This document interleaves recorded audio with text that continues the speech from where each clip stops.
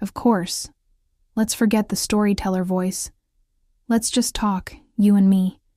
Let me tell you about this place, this real place, that I found, or maybe that found me. It's not a fairy tale. It's better, because it's true in the way that matters. It's called the SunSpot Diner. It's not on a main road anymore. The new highway bypassed it 10 years ago, so now it just sits on the old county route. A long, low building shaped like a railroad car with chrome trim that is a little dull and a neon sign that fizzes and buzzes before it finally lights up. I started going there because my car, this old, temperamental beast, would overheat on my way back from a failed job interview in the city. The third time it happened, right in front of their cracked asphalt parking lot, I stopped seeing it as bad luck. Leo, the owner, a man in his late 60s with forearms like knotted rope and a permanent smudge of grease on his apron, just nodded at my steaming hood. "Sounds thirsty," he'd grunt. "So are you. Booth or counter?" The inside smells like 50 years of coffee, grilled onions, and the faint, sweet perfume of cherry pie. The vinyl on the booths is cracked in patterns that look like river deltas on a map. My booth, the one in the corner by the window that has a tiny hairline crack in the bottom corner, has the best view of the entire, unremarkable world. I watch the cornfields across the road change from green to gold to stubble, and I watch the few regulars who come and go. There's Arthur, who comes every Tuesday and Thursday at 2 p.m. exactly, sits at the counter, and drinks 1 cup of black coffee while reading a paperback mystery novel. He's been doing it for 20 years since his wife passed. He told me that once, on a Tuesday when it was raining so hard the world outside the window was just a gray smear. He said, "The silence in my house got too loud.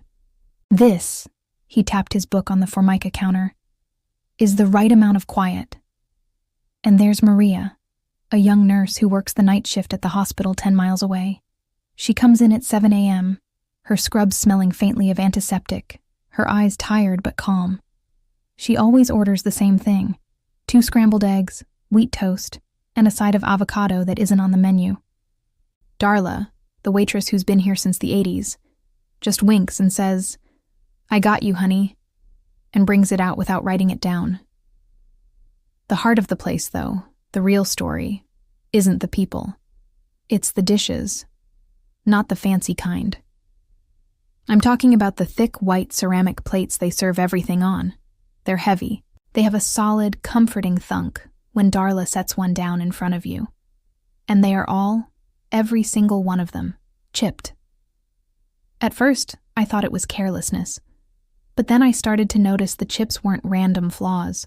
They were landmarks.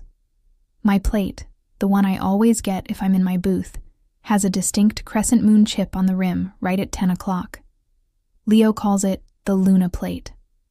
He told me it got that chip on New Year's Eve 1999, when old man Henderson, celebrating a bit too early, dropped his fork in a fit of laughter.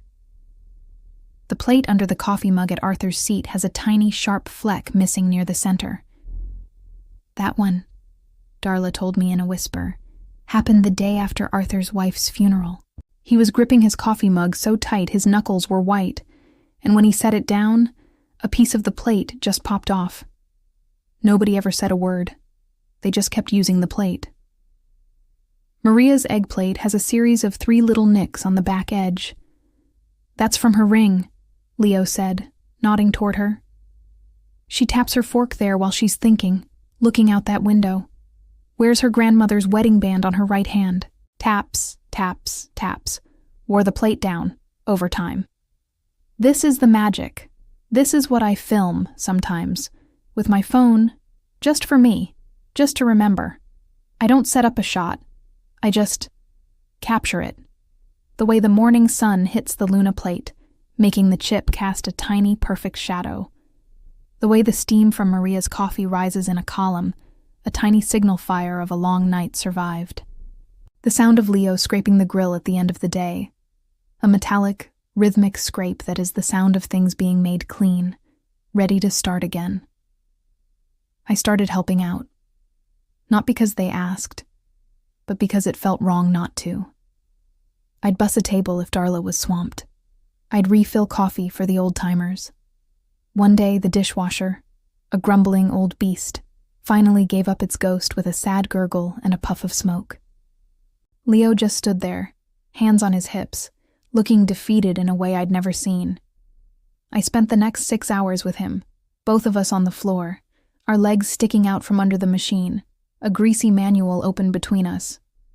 We didn't talk much, just, hand me the 3/4 wrench and try the switch now.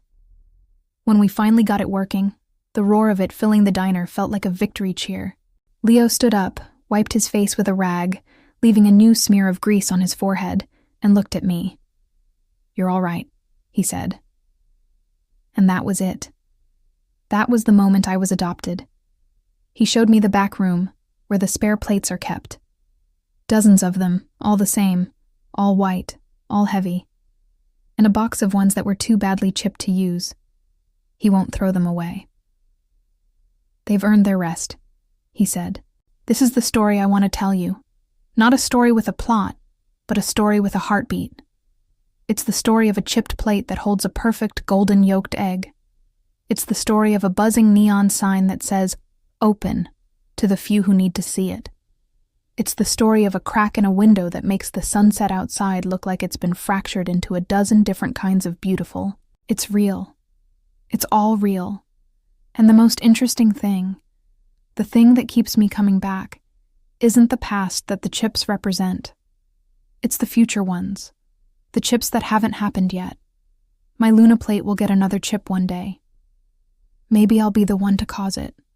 Maybe it'll happen on a day I bring someone new here, to show them this secret breathing thing I've found. And that new chip will become part of its story, part of my story, another small, permanent mark on something built to last. This is what I want to share.